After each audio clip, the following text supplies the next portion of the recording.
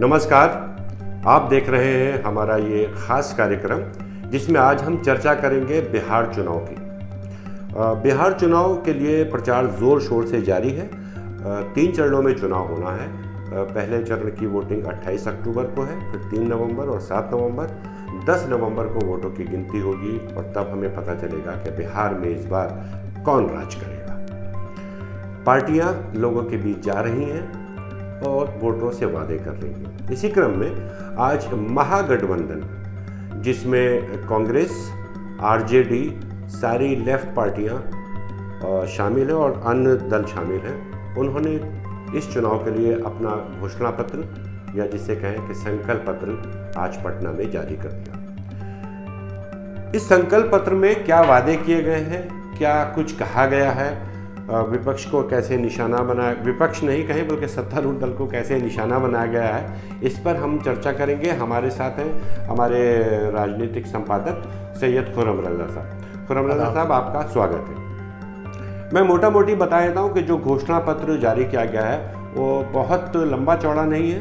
25 सूत्रीय एक घोषणा पत्र या संकल्प पत्र जारी किया गया जिसमें ज़्यादातर जोर रोजगार, शिक्षा और पलायन रोकने पर है, क्योंकि ये वो 3 बातें हैं जो बिहार को पिछले लंबे अरसे से खाए जा रही हैं या उसको तरक्की के रास्ते पर जाने से रोक रही हैं। हम जानते हैं बड़े पैमाने पर बिहार से पलायन होता है। हम जानते हैं शिक्षा की स्थिति बहुत ख़राब है, रोज़गार की स्थिति बहुत ख़राब है। जो सबसे बड़ी बात है जो इस घोषणा पत्र में कही गई है कि सरकार बनते ही जो पहली कैबिनेट बैठक होगी उसमें बिहार के लोगों के लिए 10 लाख रोज़गार मुहैया कराने का फैसला लिया जाएगा। ये एक बहुत बोल्ड कदम है, बड़ा फैसला है। खुर्रम साहब, आप इस घोषणा को और इस घोषणा पत्र के सार को कैसे देखते हैं? हाँ, जैसे तस्लीम साहब आपने कहा कि आज महागठबंधन ने अपना संकल्प पत्र जारी किया है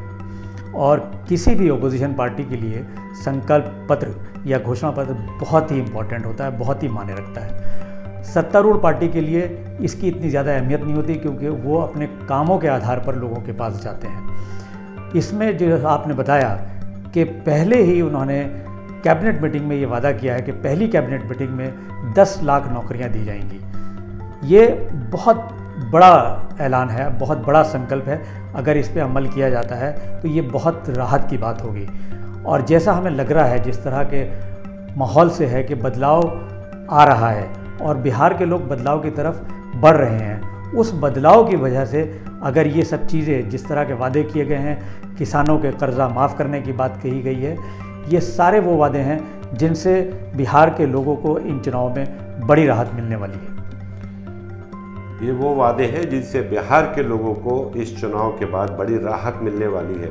और जैसा कि आमतौर पे होता है, जब गठबंधन वोटरों के बीच जाते हैं तो वो एक वादा ये भी करते हैं, वो वोटरों से भी होता है और वो सहयोगी दलों से भी होता है कि हम जो सरकार चलाएंगे एक न्यूनतम साझा कार्यक्रम यानी कॉमन मिनिमम प्रोग्राम के तहत चलाएंगे, उसकी भी बात कही गई है। और इस घोषणा पत्र में जो खुर्रम साहब जो मुझे दिखा है, जो 25 सूत्रीय घोषणा पत्र है, उसमें रोज़गार के बाद जो दूसरा सबसे बड़ा फोकस है वो शिक्षा पर है। 2-3 जो वादे किए गए हैं, मसलन जो परीक्षा के लिए आवेदन करते हैं, जब अप्लाई करते हैं उसके लिए एक जो फीस दी जाती है, महागठबंधन ने वादा किया है कि अगर उनकी सरकार बनती है तो परीक्षा के आवेदन के लिए दी जाने वाली फीस माफ़ कर दी जाएगी, वो नहीं ली जाएगी।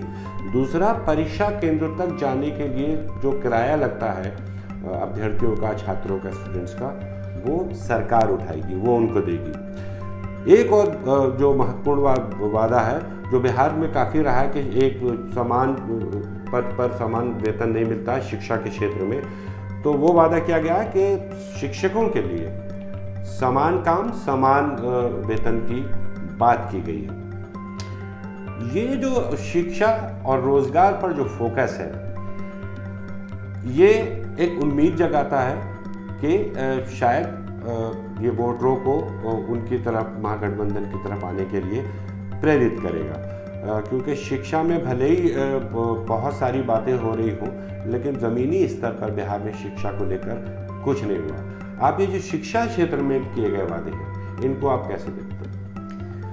ये वादे बहुत बड़े वादे हैं और बहुत अच्छे वादे हैं, और इसको समझने के लिए असल में हमें बिहार को समझना बहुत ज़रूरी है। बिहार में जो बदलाव है उसमें यह है कि वहाँ के जो नौजवान हैं वो पूरे हिंदुस्तान में फैल रहे हैं, और वो ये चाहते हैं कि हम अपना बिहार का सिक्का जमाएं, अपने आप को सेटल करें। उस वजह से उनके लिए एजुकेशन सबसे ज़्यादा इम्पॉर्टेंट चीज़ हो गई है।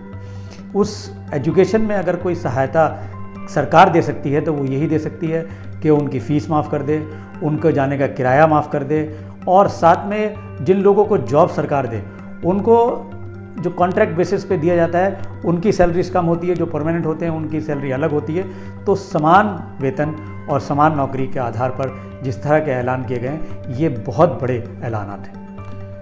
एक जो और वादा है इस घोषणा पत्र में वो किसानों को लेकर है, और साफ कहा गया है कि सरकार बनते ही विधानसभा के पहले सत्र में जो केंद्र सरकार के कृषि कानून हैं, जो अभी हाल ही में जो पिछले महीने सरकार ने पारित किए, जिसको लेकर पूरे देश के किसान आंदोलित हैं, गुस्से में हैं। अभी तक लगातार उनका विभिन्न राज्यों में आंदोलन चल रहा है। महागठबंधन ने वादा किया है कि सरकार बनते ही विधानसभा के पहले सत्र में इन तीनों कृषि कानून को निष्प्रभावी कर दिया जाएगा, यानी इनको बिहार में लागू नहीं करेंगे। साथ ही कृषि क्षेत्र के लिए और ग्रामीण क्षेत्र के लिए एक और अच्छा वादा है, वो ये है कि मनरेगा के कामों के दिनों की संख्या जो अभी 100 दिन है उसको बढ़ाकर 200 दिन कर दिया जाएगा। इससे किसान तबका और गरीब तबका, खेतीहर मजदूर आपको लगता है प्रभावित होगा? प्रभावित ही नहीं बल्कि ये ज़रूरत है। इन दोनों चीज़ों के लिए जो किसानों के ख़िलाफ़ जो कानून पास हुआ है और जिसको हम काला कानून भी कह रहे हैं, जिसमें बहुत सारी चीज़ें जिसको जिस उजलत के साथ पार्लियामेंट में पास किया गया है और उसके ख़िलाफ़ जिस तरह लोगों को सड़कों पर आए हैं, उससे साफ जाहिर हो रहा है कि आगे आने वाले दिनों में किसानों के लिए बड़े मसाइल पैदा होने वाले हैं। इसलिए इस कानून को, क्योंकि पार्लियामेंट में बीजेपी की मेजॉरिटी है तो पार्लियामेंट में तो उन्होंने पास करा लिया, मगर जिन जिन राज्यों में गैर भाजपाई सरकारें हैं उन सरकारों को ये चाहिए कि इन कानूनों को इनफेक्टिव बना दें और इनके ख़िलाफ़ बिल लाएं और इनको निरस्त कर दें। साथ में दूसरी चीज़ जिस बात पे ख़ास तौर से अहमियत दी जा रही है वो गरीबों के लिए मनरेगा का है। मनरेगा वो स्कीम है जिसके तहत देश में काफ़ी लोगों को रोज़गार मिला है और जिसको खुद प्रधानमंत्री ने मॉन्यूमेंटल डिज़ास्टर कहा था पार्लियामेंट में, मगर वो मॉन्यूमेंटल डिज़ास्टर ना होके बल्कि लोगों के लिए एक राहत का पैकेज सामने आया है। और अब सारी सरकारें कोशिश ये कर रही हैं कि हम मनरेगा को लागू करें। उसकी लागू करने की सबसे बड़ी वजह यह है कि कोविड काल में जो नौकरियां गई हैं और जो गरीब मजदूर अपने अपने गांव गए हैं उनके पास रोज़गार नहीं है, और उनको रोज़गार के लिए मनरेगा सबसे बड़ी राहत की चीज़ है। मनरेगा उन लोगों के लिए बहुत बड़ी राहत की तरह सामने आया जब कोरोना काल में लॉकडाउन हो गया था, लोगों की नौकरियां चली गई थी, लोग अपने अपने घर गांव को लौट गए थे। उम्मीद है कि इस घोषणा पत्र के वादे सिर्फ वादे नहीं रहेंगे और सरकार बनेगी बिहार में अगर महागठबंधन की, तो इन वादों पर फौरी अमल भी होगा। मैं तस्लीम साहब यहाँ एक बात और कहना चाहूँगा, आपकी बात काट के कथा कलामी उसके लिए, कि आज जिस तरह से महागठबंधन के सारे कॉन्स्टिट्यूएंट्स ने अपना घोषणा पत्र या संकल्प पत्र जारी किया है उसमें एक ख़ास कोऑर्डिनेशन नज़र आया।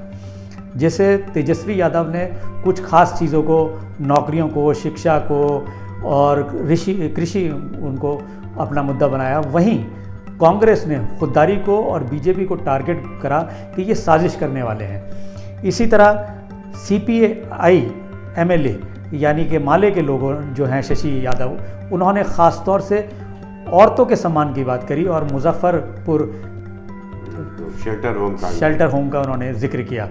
तो सारी ही पार्टियों ने, सीपीआई ने ख़ास तौर से राम बाबू कुमार ने इस बात को कहा कि ये कोर्स करेक्शन का टाइम है और ये कोर्स करेक्शन होने जा रहा है, क्योंकि संकल्प पत्र जिस तरह जारी किया गया है उससे नज़र आ रहा है कि बदलाव की लहर बिहार में साफ नज़र आ रही है। बिहार में बदलाव की लहर साफ नज़र आ रही है। वक्त कोर्स करेक्शन का है। अब फैसला अब वोटर को करना है, आपको करना है कि आप उन्हें चुनते हैं जिन्होंने आपसे वादे किए थे पूरे नहीं किए, या आप उन्हें चुनेंगे जो आपसे हकीकत में उतर जाने वाले यानी वास्तविकता में बदल जाने वाले वादे कर रहे हैं। फैसला आपको करना है। मतदान के दिन वोट डालने ज़रूर जाइएगा।